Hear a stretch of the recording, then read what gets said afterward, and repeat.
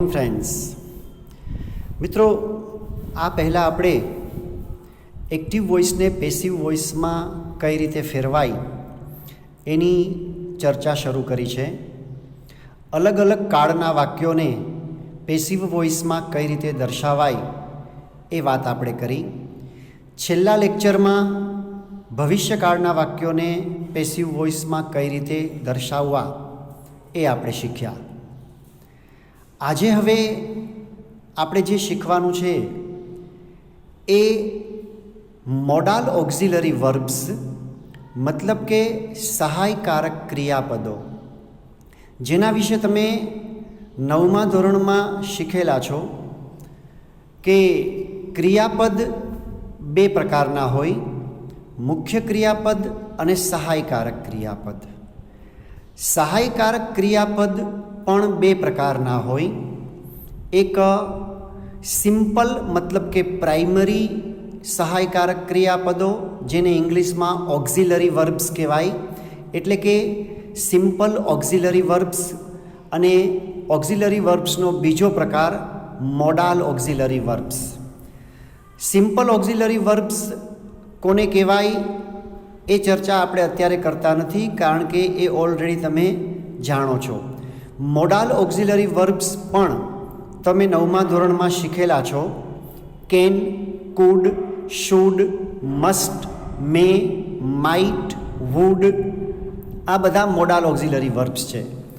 હવે આજે આપણે જે શીખવાનું છે કે એક્ટિવ વોઇસના વાક્યમાં કોઈ મોડાલ ઓક્ઝિલરી વર્બવાળું વાક્ય હોય તો એને પેસિવ વોઇસમાં કઈ રીતે ફેરવવું, પેસિવ વોઇસમાં કઈ રીતે દર્શાવવું, એ આપણે આજે સમજવું છે. તમારી સ્ક્રીન ઉપર તમને દેખાય છે મોડાલ ઓક્ઝિલરી વર્બ્સવાળા વાક્યોની પેસિવ રચના. હવે તમારી સ્ક્રીન ઉપર બરાબર વાંચો. જો એક્ટિવ વોઇસના વાક્યમાં can, could, may, might, should, would કે મસ્ટ જેવા સહાયકારક ક્રિયાપદો, કાઉન્સમાં લખેલું છે મોડાલ ઓક્ઝિલરી વર્બ્સ હોય અને તેના પછી ક્રિયાપદનું મૂળ રૂપ હોય તો પેસિવ વોઇસમાં ફેરવતી વખતે જે તે સહાયકારક ક્રિયાપદ પછી બી મૂકવામાં આવે છે. હવે જો આને જરા વિગતવાર સમજી લઈએ.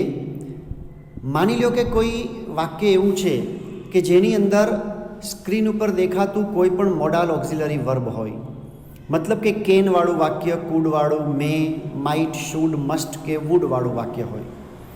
આ બધા જ મોડાલ ઓક્ઝિલરી વર્બ્સનો ઉપયોગ કેવી રીતે થાય એ તમે 9મા ધોરણમાં શીખેલા છો. હવે એવું પણ આપણે શીખેલા છીએ કે આ તમામે તમામ મોડાલ ઓક્ઝિલરી વર્બ્સવાળા જે વાક્યો હોય એમાં આ વર્બ પછી સામાન્ય રીતે ક્રિયાપદનું મૂળ રૂપ જ આવતું હોય છે.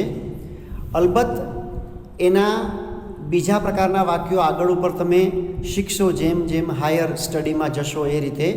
પણ અત્યારે માત્ર તમારે એટલું જ યાદ રાખવાનું છે કે એક્ટિવ વોઇસના વાક્યમાં આ કોઈ મોડાલ ઓક્ઝિલરી વર્બ હોય તો એની પાછળ ક્રિયાપદનું મૂળ રૂપ હોય છે.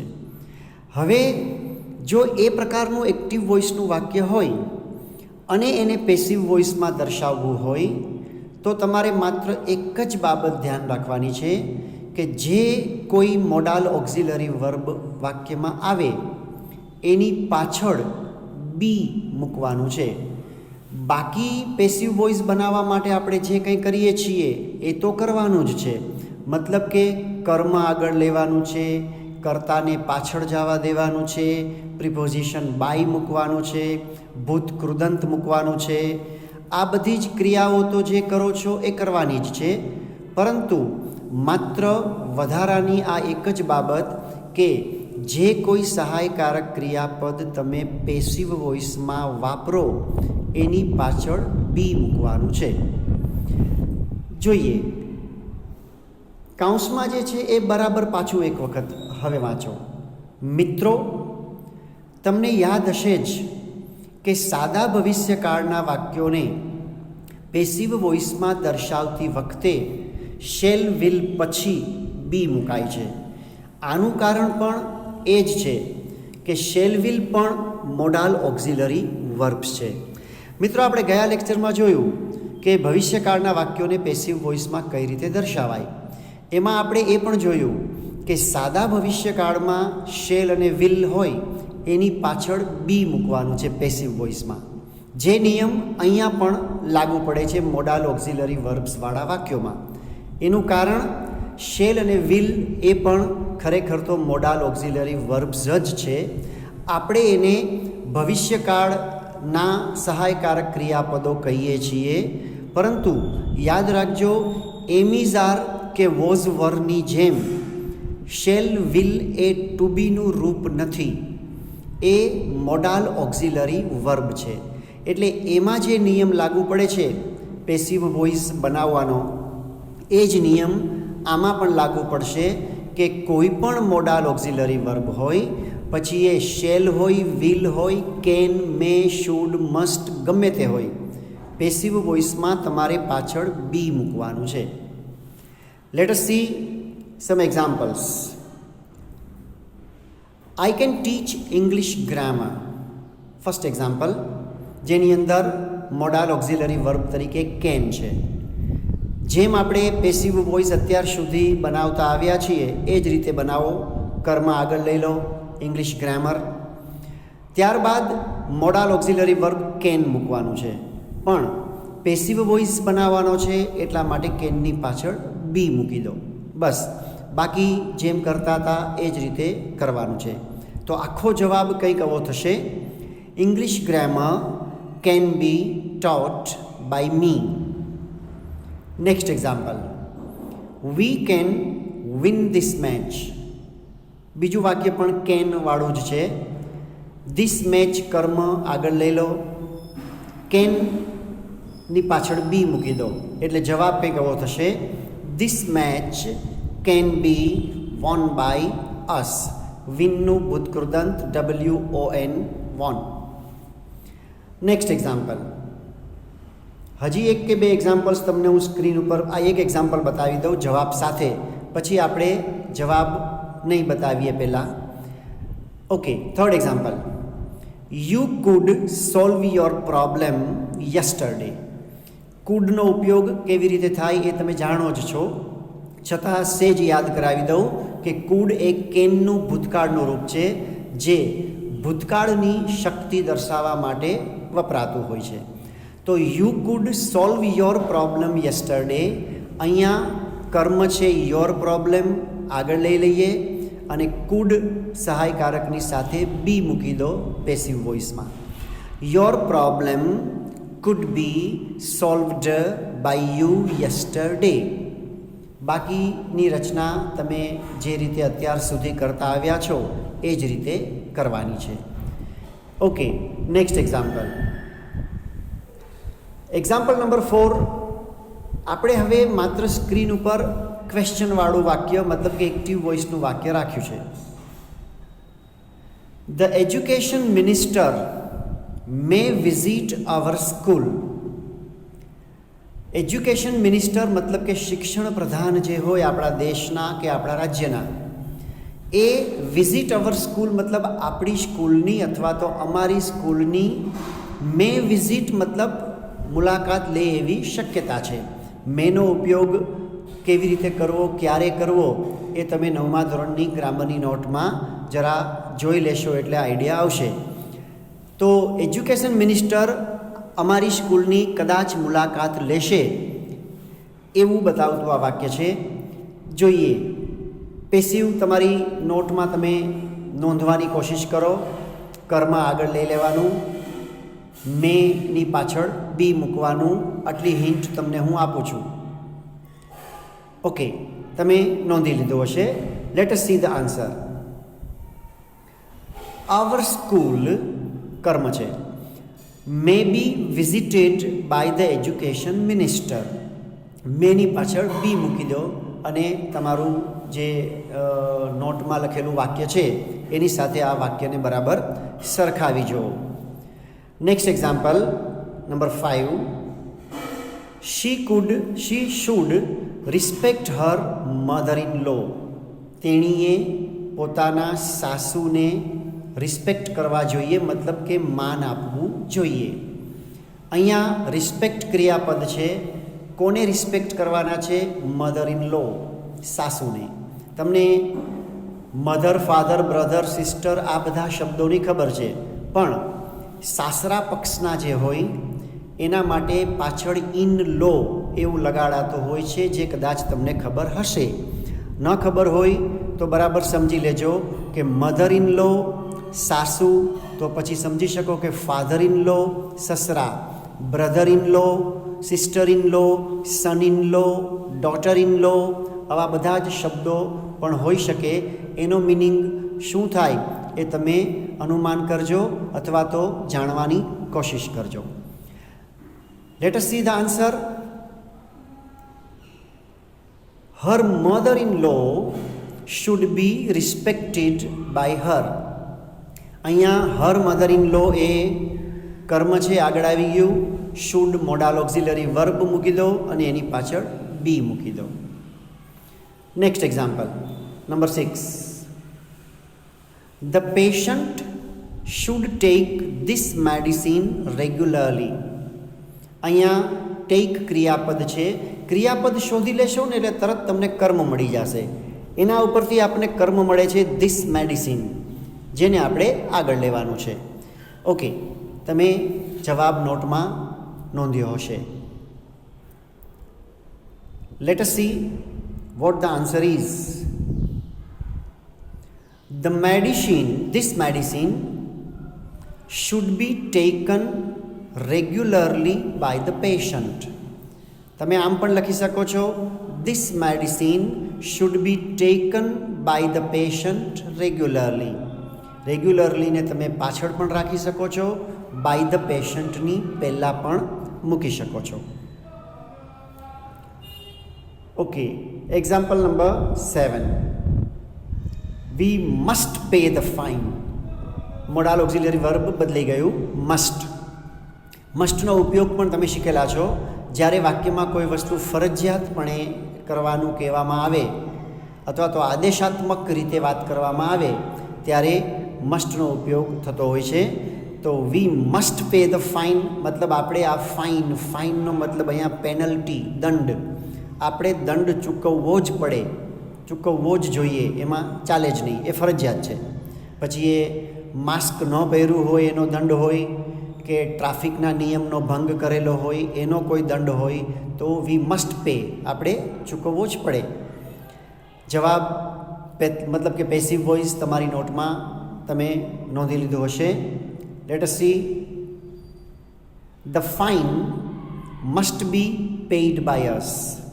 દંડ આપણા દ્વારા ચૂકવાવો જ જોઈએ. પેનું ભૂતકૃદંત છે પેઇડ.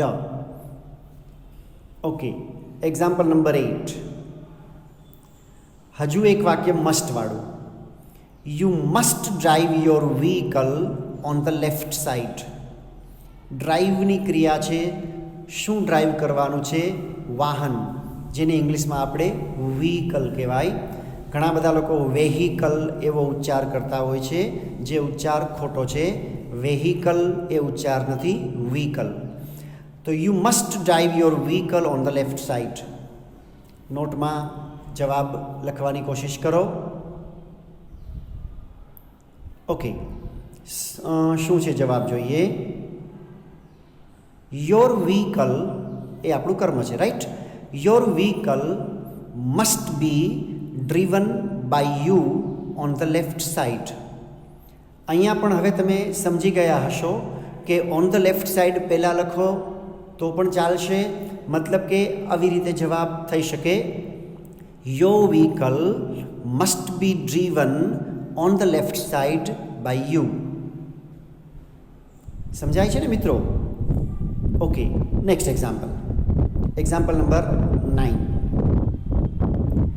જો નેગેટિવ સેન્ટેન્સ આવ્યું, I can not understand your question. જેવી રીતે આપણે એમ ઇઝ આર કે વોઝ વર વાળું કે હેવ હેઝ વાળું નકાર વાક્ય હોય, એવી જ રીતે મોડાલ ઓક્ઝિલરી વાળા વાક્યો પણ નકાર હોઈ શકે. અને આપણે જાણીએ જ છીએ કે નકાર વાક્યમાં નોટ છે એ જે તે સહાયકારક ક્રિયાપદની પાછળ હોય. તમને દેખાય છે I can not understand your question. બીજી એક વાત સ્પષ્ટ કરી દઉં, કદાચ 9મા ધોરણમાં પણ સ્પષ્ટ કરેલી જ હશે, યાદ કરાવી દઉં. કેન અને નોટની વચ્ચે કોઈ સ્પેસ નથી મૂકવાની. એ એક સળંગ શબ્દ, આખા શબ્દ તરીકે મૂકવાનું છે.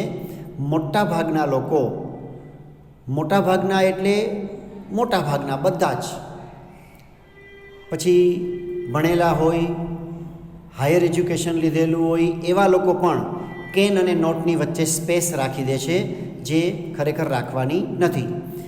આઈ કેન નોટ એમ નહીં, પણ I can not understand your question. Your question છે એ કર્મ છે. લેટ અસ સી પેસિવ વોઇસમાં શું છે. Your question can not be understood by me. જ્યારે નકાર વાક્ય હોય ત્યારે તમારે બીને નોટની પાછળ મૂકવાનું છે. એટલા માટે જવાબ થશે your question can not be understood by me. અન્ડરસ્ટેન્ડનું ભૂતકૃદંત છે understood. Okay, next example, number 10. Once again negative sentence.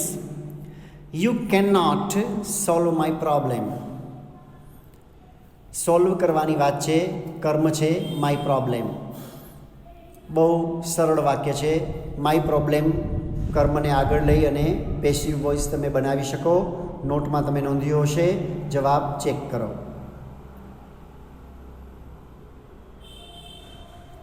My problem can not be solved by you. My problem કર્મ આગળ લઈ લીધું, કેન નોટ બી મૂકવાનું છે, બીજું કશું આમાં નવું નથી. 11મું વાક્ય તમને દેખાય જ છે. Example number 11. India could not win the last match. કુડવાળું નેગેટિવ સેન્ટેન્સ આવ્યું. વિનની ક્રિયા, લાસ્ટ મેચ એ આપણું કર્મ છે. Let us see the answer. The last match could not be won by India. Last match અહીં આગળ લઈ લો, કુડ નોટ પછી બી મૂકી દો. Example number 12. He may not attend the meeting tomorrow.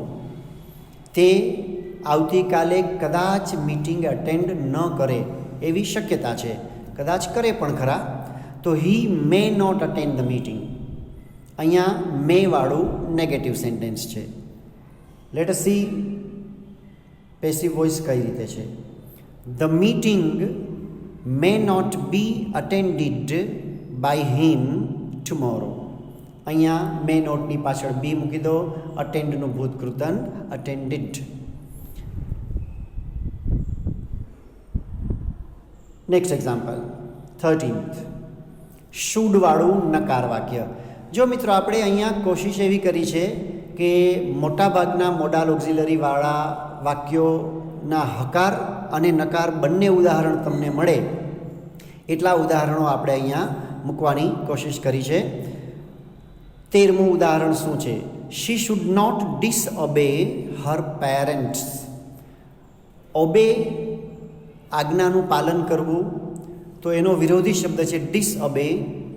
આજ્ઞાનું ઉલ્લંઘન કરવું અથવા તો આજ્ઞા ન પાડવી.